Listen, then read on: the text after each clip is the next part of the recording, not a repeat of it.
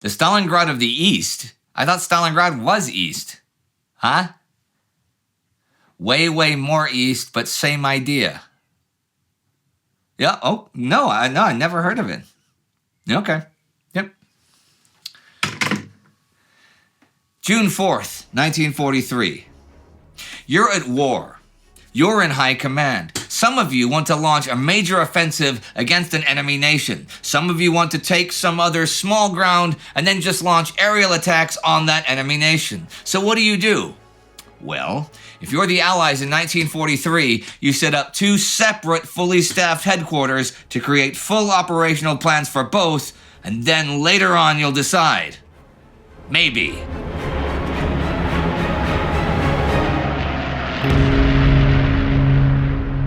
Before we start the show, here's a word from our sponsors. The Nazis hate them. Learn the secrets of history. Join the Time Ghost Army. I'm Indy Neidell. This is World War II. Last week, the Germans withdrew their U-boats from the Atlantic Ocean, conceding the war there for the time being. An Allied leadership conference came to an end, and there was fighting in the Kuban, the Aleutian Islands, and central China. On the 30th, Chinese 6th War Area Commander Chen Cheng orders a large counteroffensive, which surprises the Japanese all over Hubei province and pushes them back for the rest of the week at multiple locations near and at Shipai Fortress. Shipai is basically a huge boulder in the Yangtze River that causes the river to turn 110 degrees around it, and it commands river traffic upriver from Yichang. The Japanese 13th Division does break through on the river May 30th, but are then ambushed by Hulin and the Chinese nationalist forces. After bloody hand-to-hand combat, perhaps the bloodiest of the entire war in China so far, and that is saying a lot, and fighting off 10 Japanese counterattacks, the Japanese 13th Division is blocked and forced to flee the scene. Taking Shipai Fortress would have opened up the river to Chongqing, the nationalist capital. So this is a major strategic victory for the Chinese. I would like to be able to tell you more about this battle, which apparently some call the Stalingrad of the East, but I just cannot find more verifiably accurate information about it. And what information there is out there is often very contradictory from one source to another. That's the way it goes. The Japanese are making bloody attacks elsewhere this week on Attu in the Aleutian Islands. There is a Banzai charge against Chichagov Harbor by over 1,000 men on the 29th, and a final one at dawn on the 30th.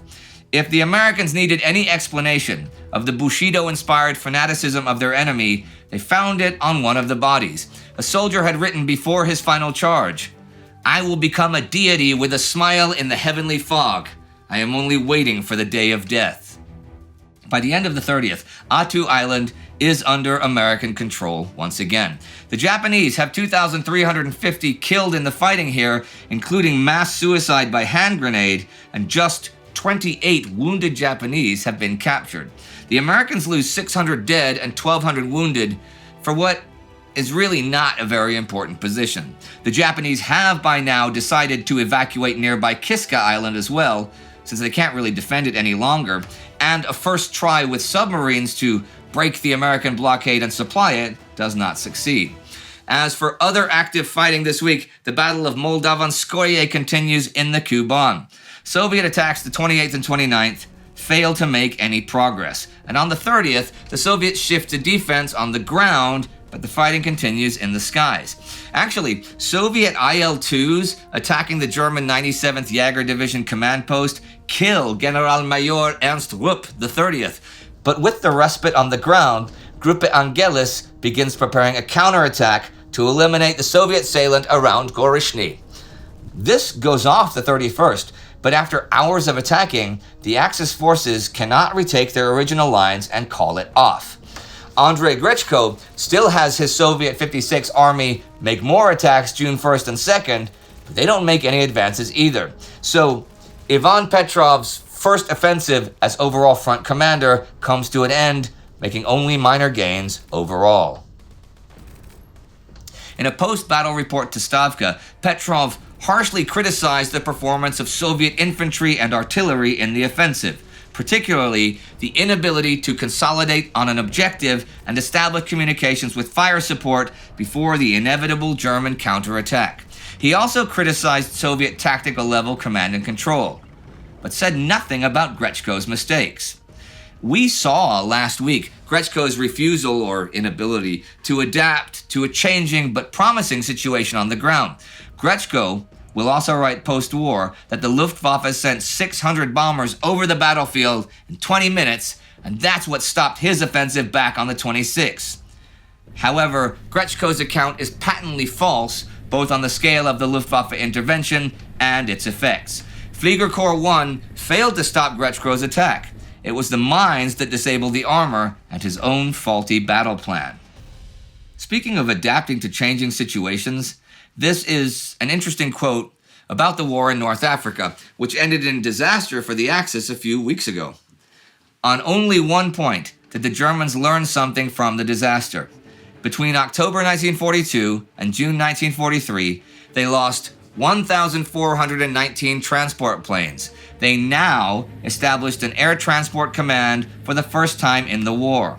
The great loss of precious transport planes had been caused by two simultaneous heavy demands on their limited fleet of such aircraft: the need to supply the campaign in Tunisia and the effort to supply the army cut off in Stalingrad.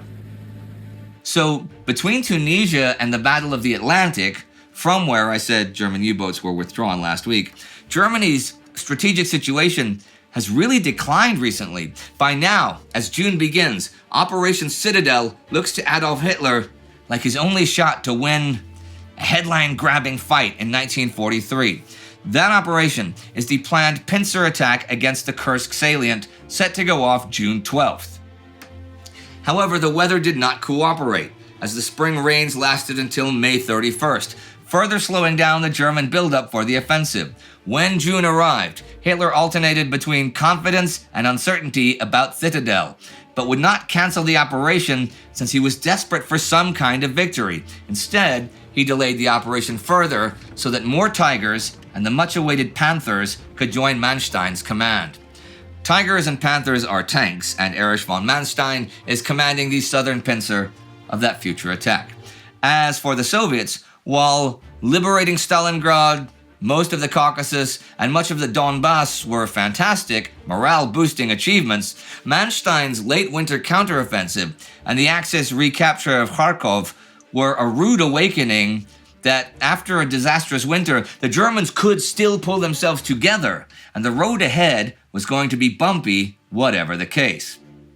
Now, the Western Allies are committed to the unconditional surrender of the Axis forces, and any rumors of a separate German-Soviet peace being negotiated, of which there are quite a few, are extremely worrying. Of course, they also know from reading Japanese diplomatic traffic that such a peace is exactly what Japan is pushing for. The British really want to make any possible concession to the Soviets because of this worry, and they've convinced the Americans to do the same. The British have been giving the Soviets all the intelligence they get about the German buildup for Kursk, for example, and Lend-Lease supplies are being increased. In fact, just now, they're negotiating the third supply protocol, the period for the calendar year beginning July 1st. The negotiations for the third supply protocol in May and June 1943 were made especially difficult by Soviet refusal to help with air protection for the Murmansk route, or to exchange information. At Roosevelt's insistence, spurred by fear of a separate Soviet-German peace and knowledge of the postponement of the Second Front, the policy of unconditional aid was continued. And here's the thing. The Allied opening of a front in Western Europe has been pushed to May 1944, and even attacking Italy is a wait-and-see kind of thing. And knowing this, Stalin can certainly contemplate alternatives to fighting inch after inch after inch all the way to Berlin. There are, and will be over the summer, German and Soviet contacts meeting in Stockholm. Just the news of these reaching the Western Allies might make them act faster to attack Germany, or give the Soviets more concessions, anything to keep the Soviets in the war. Of course, as we've seen, the Soviets are beefing up their defenses big time, especially in the Kursk salient, where they know an attack will come within weeks. But they also have political plans in Eastern Europe, and these revolve around Poland. Here was the country, which the Soviet Union had partitioned with Germany in 1939, whose successor leadership generation the Soviet Union had decimated by the killing of the officers and reserve officers captured in the 1939 campaign, but to whose government in exile it had made some concessions in the wake of the German attack in 1941. But see, with the tide possibly turning in the east, those concessions could be reversed. As A World at Arms goes on to explain, earlier this year, Joseph Stalin told Polish communists that a new army and a new government for Poland would be established. I talked a bit about that in April. But back on January 16th, the Soviet government announced that anyone who was on Soviet territory in November 1939, after the fallen partition of Poland, was a Soviet citizen, which kind of implies that there are officially no more Poles in the USSR, which means that the promise the Soviets made in 1941 that any interned Poles would be allowed to join the Polish army is invalid. And anyhow, since April, a Soviet-run Polish army under Zygmunt Berling has been forming. He got permission for this after Stalin broke off relations with Władysław Sikorski's Polish government in exile in late April after the Katyn massacre graves were discovered, which I talked about when it happened. So, the 1st Division of the 1st Army of Berling's Polish People's Army was formed in May. There is, of course, already a Polish army, one that is loyal to Sikorski's government and is part of British Middle Eastern Command. Japan is concerned with the USSR as well. They do want Germany to make a separate peace with them and focus on fighting Britain and the US. But their major concern is limiting their own war with those countries to just those countries. In other words, not doing anything that will cause the USSR to either make war on them or allow American bombers to use Soviet Far Eastern bases for attacks on the Japanese home islands. So they will concede virtually anything to the USSR to maintain the status quo, which includes the very important work of not interfering with American aid shipments to the Soviets, no matter how unhappy the Germans are about it. As for British Prime Minister Winston Churchill, he is not happy with the Trident Conference concluding without a specific call to invade Italy in 1943 after Operation Husky, the invasion of Sicily, is finished. See, Mediterranean commander and American General Dwight Eisenhower worries that doing that will interfere with plans to invade France. So Eisenhower's planners want to take Corsica and Sardinia and then bomb Italy out of the war. So Churchill heads to Algiers and meets with Eisenhower and the Allied bigwigs, George Marshall, Alan Brooke, Harold Alexander, Andrew Cunningham, and Arthur Tedder this week on May 29th to persuade them to choose the Italian mainland to invade over the two islands. Marshall suggests that Eisenhower set up two different and separate fully staffed headquarters. These are to prepare operational plans for an invasion of the Italian mainland and an invasion of Corsica and Sardinia, respectively. During Husky, one of these headquarters will get the nod to guide the following actions. Since these guys don't really have solid info on the attitudes of the Italians and Germans towards the fight for Sicily, they agree to Marshall's suggestion.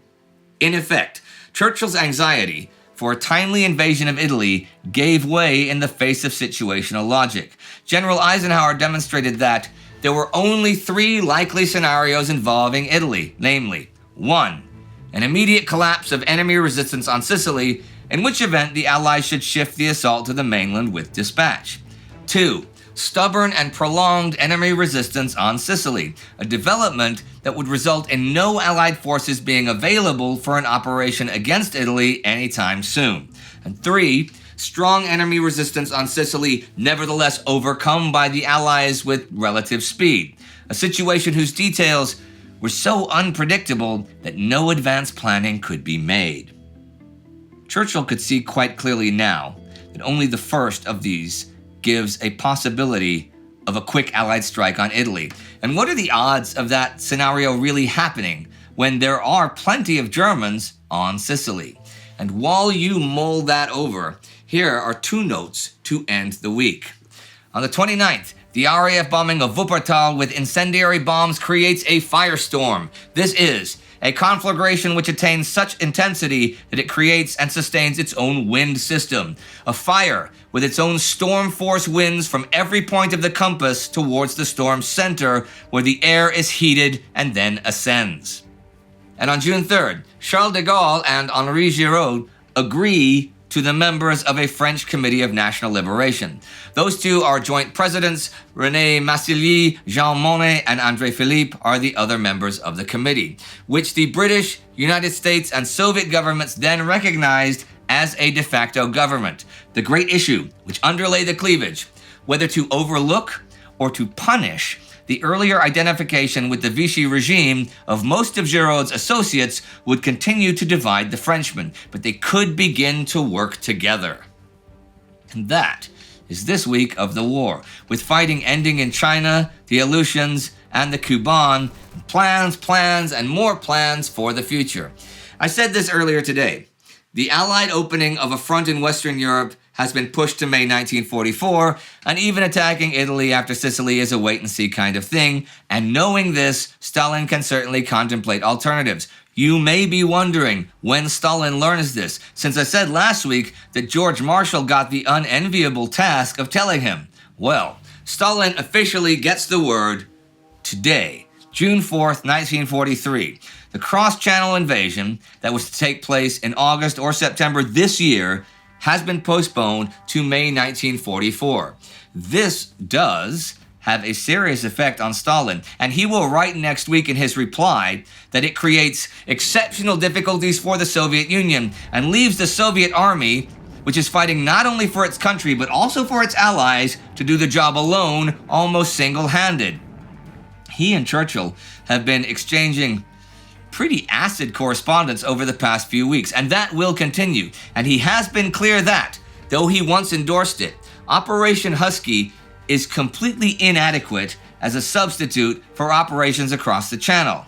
Churchill has really wondered if Stalin might have a change of policy and try to negotiate the Soviet Union's exit from the war, but he need not worry. As John Erickson writes, Stalin fixed to his public standards in no uncertain fashion both unconditional surrender and going on to victory in the company of his allies. In his May Day order, Stalin referred to the peace feelers as a mere German trap, while the real prizes were victory, the rout of Nazi Germany and its allies, accomplished by the Red Army together with the Allied armies. This public proclamation also served another purpose, as an indirect warning to these allies by Stalin not to dicker too deviously behind his back. In case you're unaware, we cover the war day by day on our World War II Instagram, which is also here on the channel under the Community tab. Actually, I myself have recently set my personal Instagram account to public and started putting stuff up. Not historical stuff mainly, but if you feel like following my weirdness there, it's just Indy_Neidell. But that war coverage and this war coverage is all created by you in the Time Ghost Army. So for us to continue remembering the past, as we do for years to come, join the Army at timeghost.tv or patreon.com. These are our most recent officers, and Tyler Silverman is our Army Member of the Week. So big thanks to them. Big thanks to all of you Time Ghost Army members out there. See you next time.